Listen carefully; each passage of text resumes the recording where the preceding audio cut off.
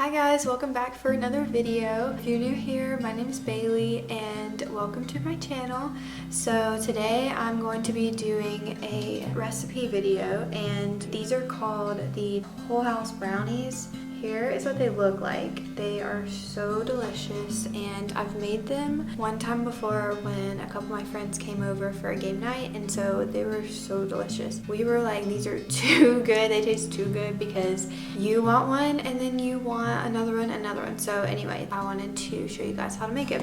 So just for like a little bit of context, I worked at a bakery when I was in high school my senior year, and then I worked there again the summer after my freshman year of college, and it was very fun, and that's where I really started loving to bake. We baked more like cakes and cupcakes and decorated them. We didn't do as much stuff like this, but ever since having my own kitchen, my own apartment, I have just been loving trying different recipes that I find on Pinterest. Let's get started. So this is the setup. I kind of already put everything out that I'm gonna need. We have that stuff, and then we have a mixer, but of course you don't have to use a KitchenAid mixer. You could use a hand mixer, or you could just stir it up yourself in a bowl. So the first thing it says in the recipe is cream, butter, sugars, extract, eggs, baking soda, and salt with an electric mixer until smooth. It doesn't say this in the recipe, but you're supposed to soften your butter first, so that's what we're gonna do. So I have my butter, and I actually have salted butter. It calls for 2 sticks of unsalted butter, but honestly I love salt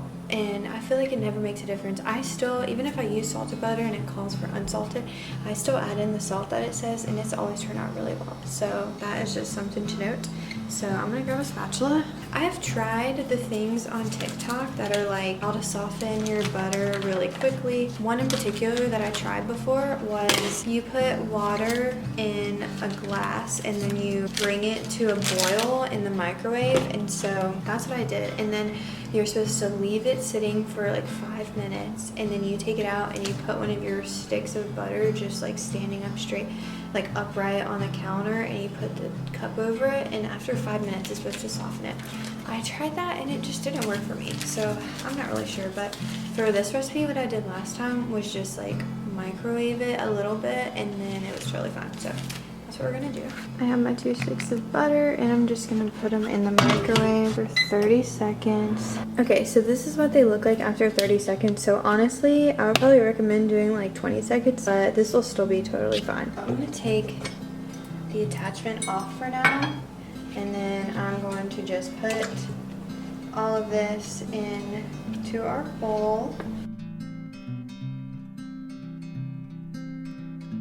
The recipe just calls to add everything in together, but what I'm just gonna do is cream together the butter and the sugars first, then add the extract and the eggs, and then the baking soda and salt, because with cookies that's usually how you're supposed to mix them together, and so I'm gonna do it that way. It calls for 3/4 cup of white sugar and then 3/4 cup of brown sugar packed. That is what I have here. I just have the 3/4 on top and then the white sugar on the bottom, so I'm gonna add that in. Beautiful, just like that. And then I'm gonna add our attachment paddle, and then we are gonna mix it up.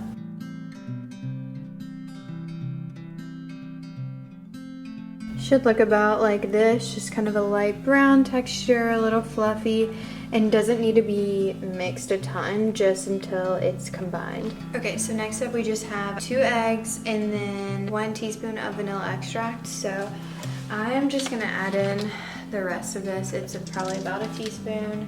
And then we have our 2 eggs, so just add those in. 1.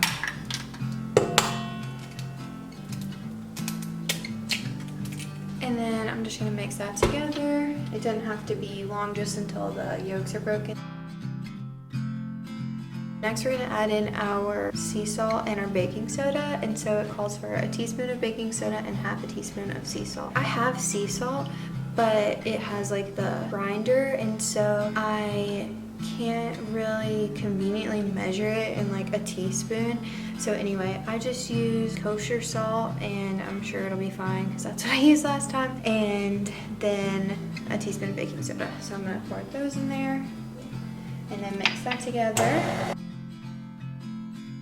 And it should look about like this, a lot more creamy. So the next thing we're going to do is add in the flour, and it calls for 2 1/4 cups of unbleached all-purpose flour. And in the recipe it says bleached flour toughens baked goods. So again, I only had bleached flour, and last time I did these I used it and they turned out absolutely phenomenal. And so I think it's fine if you use bleached flour. I'll just say this real quick too. So many people stray away from baking because they think that it has to be super precise and accurate. And there are some recipes where it will turn out probably like crap if you don't follow it to a T. But there's so many recipes out there where if you don't measure it exactly, it's still going to turn out fine. Just like these. And like how I'm not using the salt, I'm using salted butter and bleached flour when it kind of calls for different things, like it's still going to be okay. My encouragement is just to not stray away from it because you don't want to be a perfectionist and it'll still come out good. So we're just going to add it in a little by little just to not make a huge mess.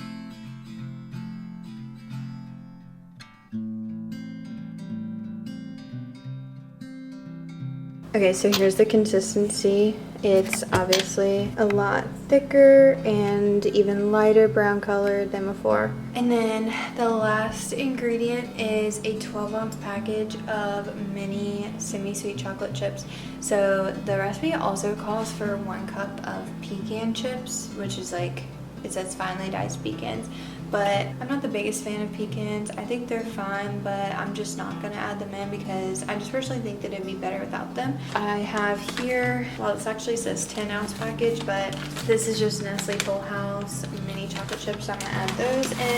And you just add them all in and then mix it one more time. Okay, and here's what it looks like. It looks so good. I mean, it just kind of looks like cookie dough. If you're a cookie dough lover like I am, then you know, right now we have to taste this. So let's do a little taste test to see.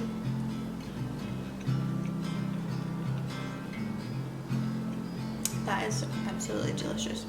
So good. Oh, and one thing that I forgot to say that I did while I was mixing this was don't forget to preheat your oven. So it says bake at 350 for approximately 30 to 40 minutes or until a toothpick inserted in the center comes out clean. And I'll show you guys how I line my pan to make it super easy to get the Toll House brownies out of there. It also keeps your pan really clean. Sometimes I don't even have to clean it at all afterward because it literally didn't even get dirty at all.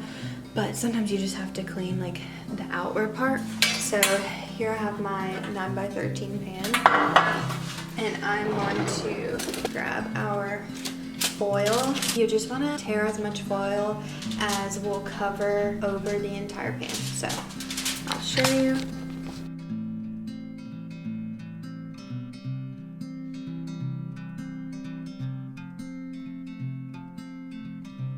And so when you do this, you're able to just wait for whatever you're baking to cool a little bit, and then you can just pull up on the sides with the tin foil and then take it out of the pan.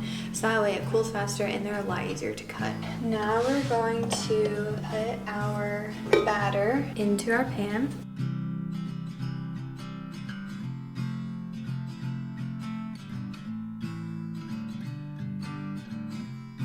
Arguably the best part of baking is trying the batter. And here's what it looks like going in the oven. It looks very delicious.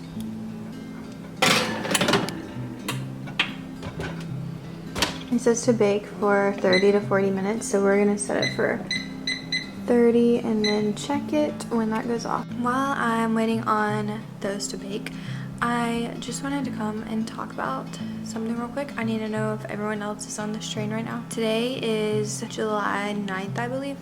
And so I think it was like end of May, like May 23rd or something like that. I listened to this podcast and this girl was on there, and her like thing was that she loved reading. And I just thought, wow, I want to start reading. I want to be a reader. I know I'm in the minority with this, but I love reading on my phone. I think that it is just so convenient. I love being able to read from anywhere, like especially in the bed, like laying sideways. It's just the best. And so anyway, I started reading Where the Crawdads Sing, and then I finished that in like a couple of days. And then the next book that I read was Verity by Colleen Hoover, which I know that book is going like super viral right now, and of course it was absolutely amazing. And then I literally have read like 11 more Colleen Hoover books since then, and it's been like less than 2 months. And when I tell you that I'm not a reader, other than the Bible, I literally haven't read a book in like 3 years. I mean, maybe I read like a couple in college for an English class, but like I don't even count those. And like I read the Harry Potter books in 2019. Before that, I hadn't read for fun since like Divergent or something. I don't know. Anyway, I'm obsessed. I joined a Colleen Hoover Facebook group and I look at it every single day. I read every single day. I mean, when I tell you guys I'm obsessed, the first week that I was like really into Colleen Hoover, when my screen time came up on that Sunday, the books app on my phone was literally 24 hours. So anyway, I'm obsessed. My plan right now is just to read all of her books and then just start reading books that other Colleen Hoover fans like that aren't hers. So if you guys are into that, let me know. And also let me know if you have any book recommendations. So our timer just went off. I'm about to check in the oven and see. So I have a feeling that they're not baked all the way yet, but we'll see. Oh, whoa. I think it's actually gonna be perfect. It's honestly probably a little bit more crispy on the top than I would prefer, but I'm a little shocked that it baked so quickly. The recipe actually calls for drizzling some chocolate on top, but I'm not gonna do that because honestly, I just don't love chocolate that much, like melted, drizzled. I don't know. I think they'll just be better without it. So what I'm gonna do is I'm just gonna let them cool off for a little bit, and then I'll take it out and cut it, and then we'll do a little taste test. So I just took it out of the tin foil to let it cool a little bit faster, and I don't think the middle is done. So I'm gonna pop them back in the oven for probably like 7 more minutes, and then we'll see.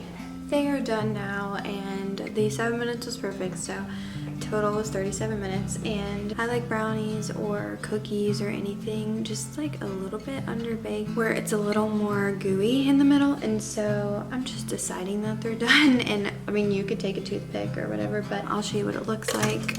So the top looks pretty crispy, and then the inside, I can kind of see it right here, and it just is not like super gooey, so that's how I know it's finished. So I'm gonna go ahead and cut a couple, and then I'm gonna bring Drew in here, and then we're gonna do a little taste test together and let you know how they turned out. Okay, they're done. This is what it looks like. Very delicious. Well, actually, I don't know yet. I brought Drew in here, and he's gonna taste test with me. Cheers.